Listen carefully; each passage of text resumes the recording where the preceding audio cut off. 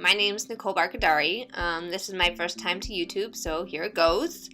I am a licensed marriage and family therapist, and I pursued this career to not only help people, but to connect with people, to cry with people, to experience life, to support them, to empower them, to connect, and to be on that journey. As humans, we are wired for connection, and I definitely feel most fulfilled when I'm able to connect with people, to talk with them, to learn their life story. I love people. I love this process. I love this field, and I definitely feel most fulfilled when I am able to do what I love. Part of what I do as a therapist is bearing witness to the strength of people, even in their darkest moments. I love watching as people's stories unfold. I pride myself on creating a space where people feel comfortable to be vulnerable, to open their hearts, and to heal.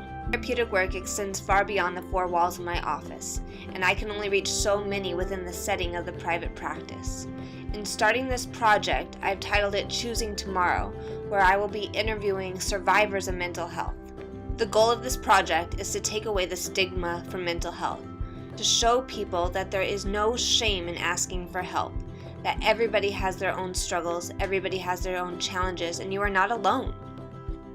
Viktor E. Frankl, a Holocaust survivor and in my opinion one of the most inspiring psychologists, stated the following: "Everything can be taken from a man but one thing, the last of the human freedoms, to choose one's attitude in any given set of circumstances, to choose one's own way." In this interview you are about to watch, Joe Reed is definitely a man who without a doubt was stripped of some of his most basic human freedoms, most specifically the ability to move. He experienced hardships and physical disabilities through his battle with an autoimmune condition called fibromyalgia. Fibromyalgia is a chronic pain disorder that causes widespread pain throughout the body. It can affect people socially, mentally, and physically. Because this autoimmune disease can be so debilitating, people often also struggle with symptoms of depression, anxiety, and often find themselves isolating themselves from family and friends because of how difficult it is to continue to live life without the ability to move and interact on the same level.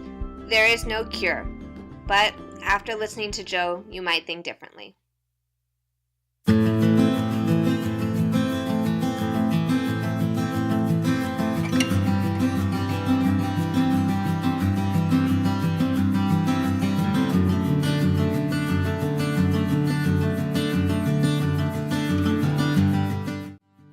He who has a why to live can bear almost any how.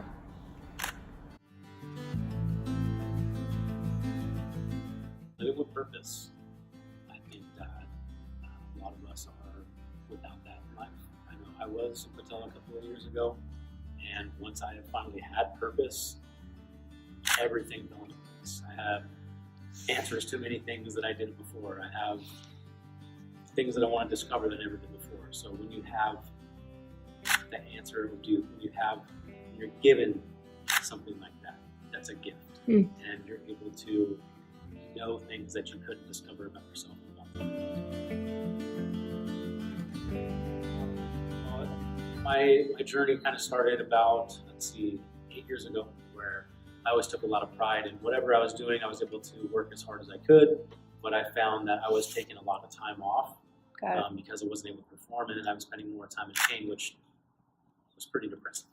Started to get quite a lot of anxiety because of that. Because I found I'm not working as much because I'm in pain. So I'm going to the doctors quite often. And just found that I was not able to be myself anymore. I was not very happy, filled with anxiety just because of so many unanswered questions, and seeing so many doctors having even more unanswered questions, where you think that you go to a medical professional, and most people think that. Go to a medical professional, they're going to have the answers for you, they're going to have a diagnosis, here's a magic pill, or here's the prescription, and you're better. Fast forward a few years, I had to retire due to disability. So I wasn't able to move like I once did. I just found myself kind of just not moving, not living, not doing anything. And my life outside of work was stressed to the nth degree. Okay. And Yeah.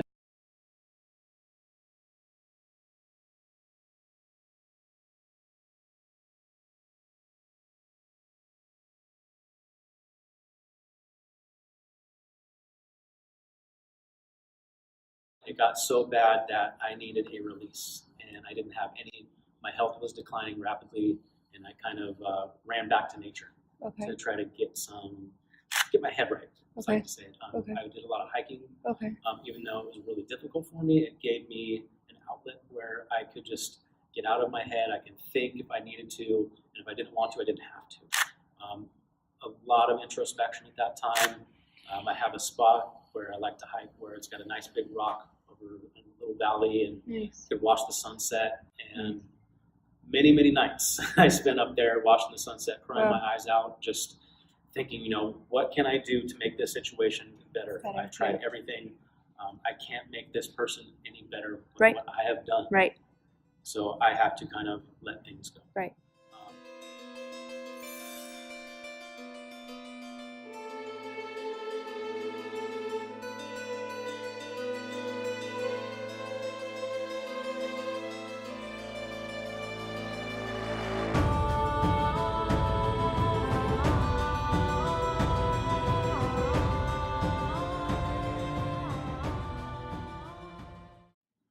Did you always have that like healthy coping mechanism when you had stress? Is that something you would always turn to? Definitely not. No, okay.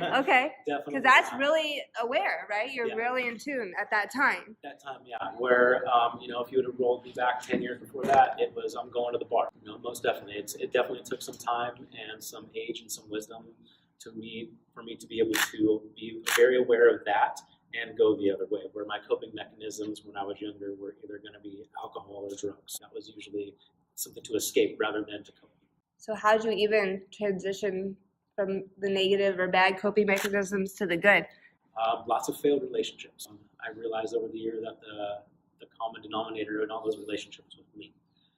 The way that I was raised, I was a very angry kid, and I took out my anger on everybody else. Okay. Instead of accepting responsibility for my actions, I blamed everybody else. And I kind of, I likened myself to a tornado in everybody's lives. And I just kind of came into everybody's lives and screwed things up, and then I was left by myself at the end, and I found myself being not very happy with that. Got it. And I decided in my late 20s that I needed to start changing some things. So that was when I started to really take stock about how I react to things, my self-awareness and the way that I treat others and the way that I treat myself. Because that was the first time that I was really aware that I was not good to myself, and that is the biggest reason why I was not good to everybody else. Can't pour from an empty cup. I've always had pride in that I was self-aware, but I didn't realize how terrible I was and how my anger affected not just me, but everybody else around me, until I can now be aware that, okay, this is why I'm reacting this way versus I just react this way because it's who I am, to make that excuse anymore. That's so cool. That's really cool. Yeah, it's powerful stuff. Did you ever go to...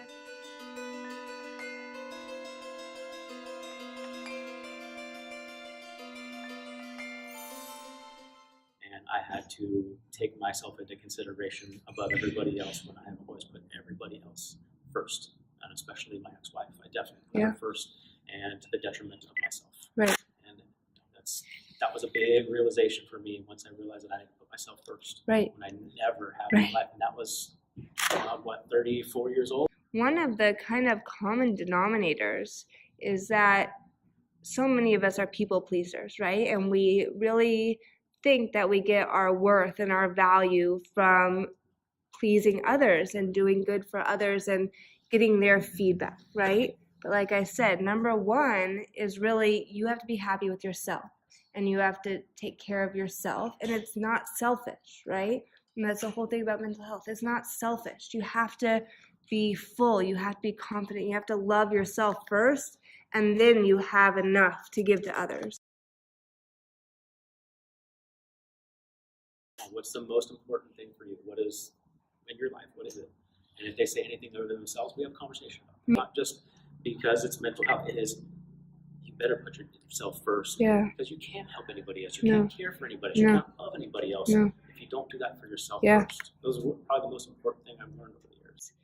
if you were to talk to someone either with your condition or just someone who's battled anxiety and depression, what would you want them to know? What would you want them to learn from you or to fight for or discover in life? What would be your message to them? It's the same message I have to all of my training clients is never give up hope.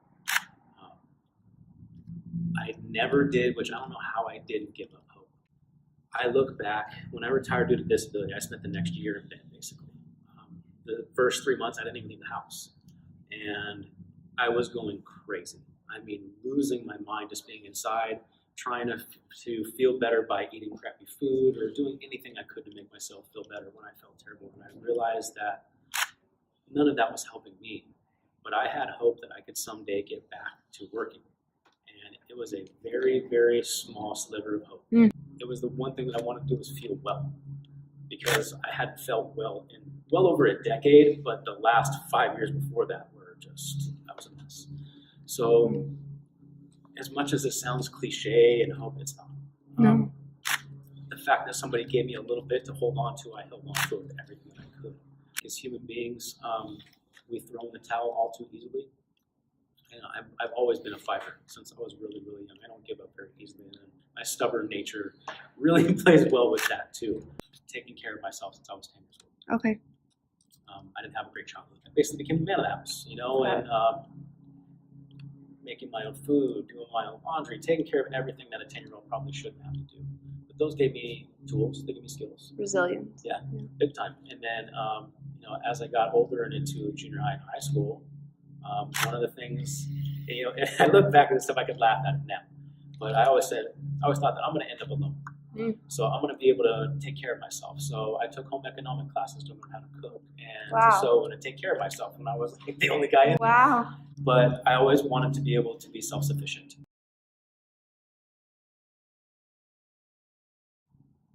The fact that I had to ask somebody for help, which I have a real hard time asking for help, that was hard to do. But it was either that or I become homeless. And I was prepared to be homeless, but the other option was a little better. Yeah, so yeah. I was able to swallow my pride, and I'm really, really glad that I did. Yeah, that human connection is strong. It's strong. Yeah. I think there's something to be said about going through some things and coming out on the other side.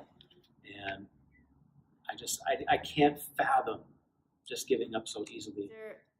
For those people who have lost hope, is there something that you might tell them if they were to hear this and are looking for maybe that shred from someone like you got it from your doctor or your current wife?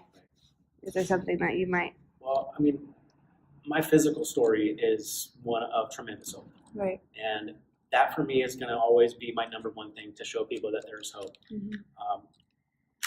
About 4 years ago, I was spending my weekends in a wheelchair. I was spending my weekends in bed. And I completely lost all of my physical abilities. To the point that I couldn't walk. And one of the worst things I got to experience during that time was I walked into the store with my wife and I couldn't stand. It hurt so bad to even stand. Wow. And I walked outside, and if you could see me walk at that point, it was not a pretty picture.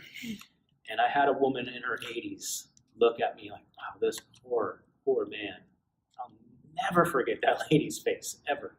To have somebody look at you when you're in your mid-30s like you're just old, decrepit, human being who's got nothing really to live for was not a good thing. Right. It is just seared in my brain, and that is me in an electric wheelchair at Target because I couldn't walk that day. And it's not a good feeling. It's not a good feeling at 36 to lose all of my physical ability. Right.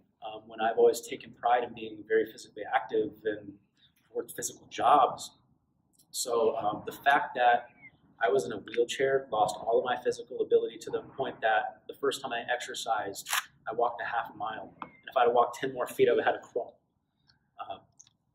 And I am not only physically able today, I rarely ever have any pain. I rarely ever have any type of fatigue. And now I help people try to better their lives and combat their own conditions. I don't work with athletes. I work with people that are in physical pain like I was. People that have lost hope. People that don't know where else to turn, people that have seen umpteen doctors and don't know how to feel better. Right. The fact that I can sit here today and tell you that I feel great, I feel well, that's health on me. You're the It's something I'll never take for granted. When you've had everything taken from you, when you've lost all of your abilities, when you can't physically or financially support yourself, I don't know how I still held on to that hope. But, when I went through that first year and just felt sorry for myself, I realized that wasn't the path to make me feel better. Right. When my wife, who was disabled, is getting up and going to school to try to better her situation, that also gave me hope. That empowered me into thinking, now, okay, I might be able to do something. But my physical story is a story of tremendous hope. Yeah. And I want people to realize that whether it be mental, physical, anything in between, there's always going to be a chance that you can overcome. There's somebody that's been through what you have. There's somebody that's been through worse. That doesn't take anything away from what you're going through. Right. But there's always a way to get through. Always. That's cool.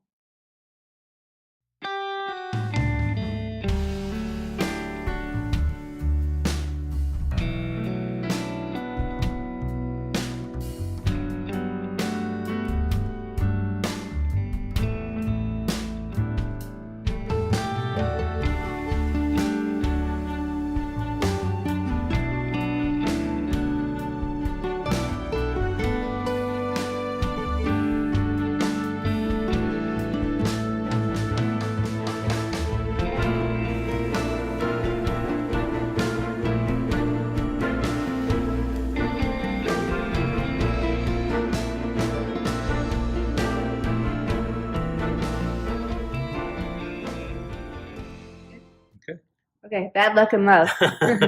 Yeah, so I've got 2 failed marriages under my belt. Got married way too young with my son's mom at age 25, just trying to do the right thing. Mm-hmm. Didn't last very long. Okay. And then my ex-wife, a butterfly and an anchor together. So I'm fascinated by butterflies. I love them because they kept me company a lot while I was hiking. While I was at my worst mentally and getting to my worst physically. Wow. It happened at least once a week during the season where I'd be out hiking and out of nowhere on some random trail, a butterfly would fly next to me for several hundred feet. Wow. It happened often. Wow. So, I'm not one of those guys that kind of just puts meaning on things, Right. but for me, that was, it wasn't a guide. It was something that just came out of nowhere that I was really not expecting, that brightened my day in just this really subtle, easy way. Wow. And it really made me fall in love with them. And around that time, I had gone outside at work and saw just thousands of monarch butterflies flying through my parking lot. And that was it for me. After I saw that, I went outside and watched the whole thing for about 10 minutes and just wide-eyed like it was a kid at Christmas. Wow. And so I fell in love with butterflies because of those things. And the anchor, it symbolizes just being grounded. Yep. So that was, the butterfly, a little bit of a grounding thing for me. Yeah. It allowed me to get out of my head and feel good for the first time in a long time, just That's because really it was cool. something so different that was this little spark that really made me feel great. Wow. In a world of nothing but darkness at that time, it was this little beacon of tiny little light that made me smile. I had this huge realization after my ex left that love for me is my number one driver. It's not that I'm looking for acceptance. Love is beautiful. I've always been a hopeless romantic, and my relationships, whether it be friendly or romantic, it's all about love. And my friends are as close as any of my family members because I chose them to be my family. So love is a huge driver for me. And this symbolized that I was going through a ton of chaos and didn't know where to go. But when I found somebody that gave me this little beacon of hope in love, wow, it changed my life. Wow. And, so the chest ones are actually kind of fun. So unlucky in love to the nth degree up here, basically. So when I was a kid, I was not even to the kid, even to my mid-20s, very, very unlucky. So much so that one of my friends, I'll never forget this, he said, "Man, it's like you got a gray cloud following you everywhere you go. I have never met anybody with worse luck than you." Oh, jeez. And I'll never forget that. Wow. So, now, having those kind of from your past and being in this place, does that affect you, or you just feel like that's your past and it's made you who you are today? Yeah, absolutely. Got it. I look, and even like this arm, it's my first 25 years of life. I'm 15 years removed from all of that. It's a reminder of what I went through, and those types of things, they give me strength. Mm-hmm. They allow me to think back where I was and how far I've come, mm-hmm. and how much I've overcome. Mm-hmm. You know, even my wife will tell you, I've lived lifetimes, mm-hmm. and it's allowed me to be much stronger because of that. It's not my favorite thing in the world, right. but it's allowed me to become who I am today, and I would trade any of that history for today, because I've never been happier, whether it be in my career, whether it be in my love life, with my friends. I am the best version of myself today because of everything that I've been through. So I wouldn't trade any of it. So cool. Yeah.